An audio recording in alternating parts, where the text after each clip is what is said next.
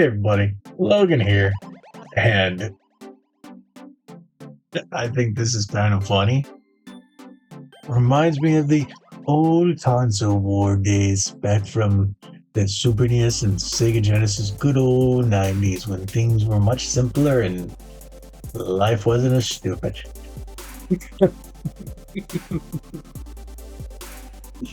So this article comes from Push Square. No surprise that it comes from a Sony fan site. Well, they do have their Xbox and Nintendo sister sites, with Nintendo Life being the most popular and then pure Xbox being the other one. But this was just funny. And it almost feels like the bias is forced. Like they were trying to pander to the Sony crowd, but it doesn't.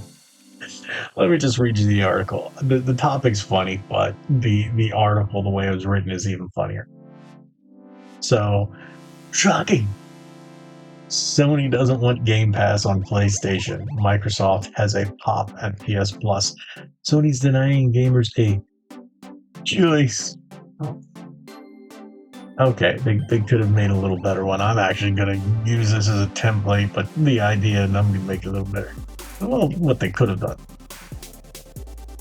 The article reads, "We all know that Microsoft's Game Pass subscription service tends to be a great value, blah, blah, blah. Sony does not want it on PlayStation. This truly shocking revelation has been hammered home through a statement that Microsoft made to UK competition regulator CMA, in which the tech juggernaut says Sony has chosen to block Game Pass on its platforms. This is all in service of trying to convince regulators that Microsoft's $70 billion acquisition of Activision Blizzard is a good thing for the industry." It doesn't matter at this point. It really doesn't. Microsoft already said, for a while the stuff is going to be multi-plat, but we know it's going to go exclusive. We know what's going on. It's fine. It's another console war, beefiest of console wars, but hey, it's fun to watch. In this case, the Team in Green's argument essentially boils down to saying that Sony doesn't need Game Pass because it's already the market leader through PS Plus. It surmises that adding hit properties like Call of Duty to Game Pass wouldn't tip the scales in its favor.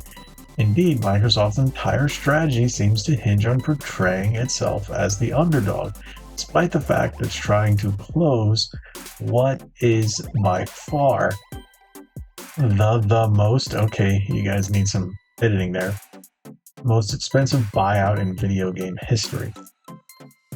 Anyway, the company goes on to big up Game Pass and the benefits that it offers to gamers, while also having a pop at PS Plus. It's funny that when you read these articles to yourself in your head, sometimes you skip over the the typos, but when you read it out loud, it hits you and you go, "What?" This increased Game Pass competition has not been welcomed by the market leader Sony, which has elected to protect its revenues from sales of newly released games rather than offer gamers the choice of accessing them via its subscription PlayStation Plus, the statement includes. Yeah, and the last is them offering their little 2 cents, which is the whole article. I just think it's funny. I don't think Microsoft needs to be on PlayStation Plus. I mean, on PlayStation in general, because PlayStation Plus is a different monster. They're trying to make it a competitor. It's a different thing. It's a different beast. Different types of games, different, older games. A few new games here and there, but it really isn't a Game Pass competitor. They're two completely different services offering different sets of games to different audiences. Personally, I have both. If I want to play Microsoft's first-party releases, I have Game Pass. It's now they've also, I believe, shot themselves in the foot when it comes to new release sales. But hey, is what it is.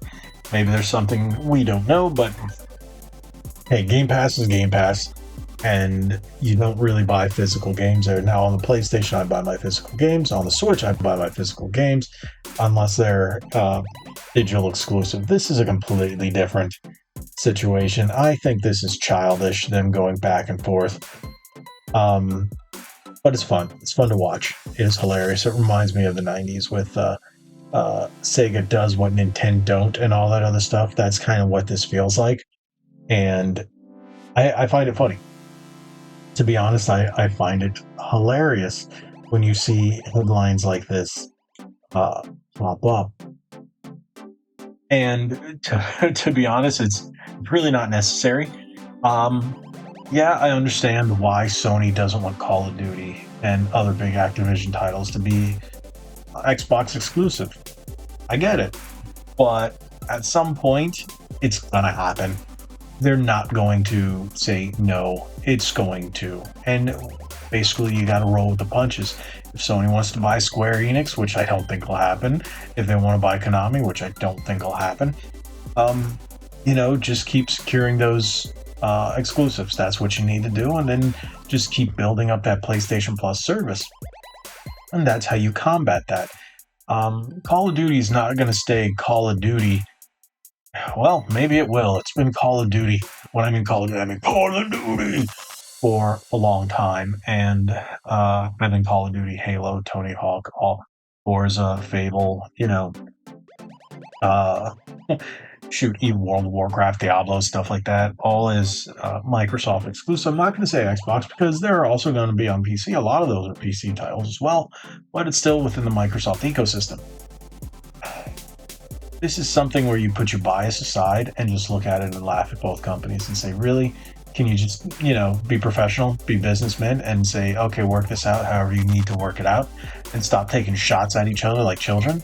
But hey, welcome to 2022. Everybody acts like a child these days, unless you're an actual adult.